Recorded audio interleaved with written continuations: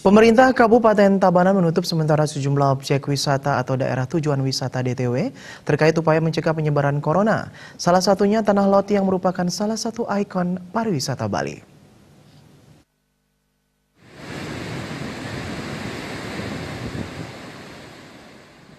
Bupati Tabanan Niputu Eka Wirastuti dalam konferensi jarak jauh dengan Satgas COVID-19 Tabanan mengungkapkan penutupan bersifat sementara sebagai langkah antisipasi lanjutan dalam rangka meminimalkan penyebaran COVID-19 di ruang publik.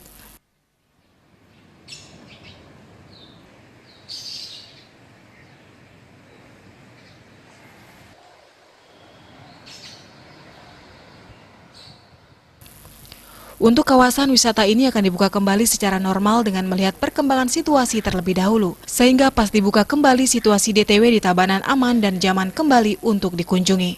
Penutupan ini dilakukannya karena Pemkab Tabanan berkewajiban menjaga keselamatan masyarakat setempat dan berpartisipasi dalam meminimalkan penyebaran COVID-19 tersebut.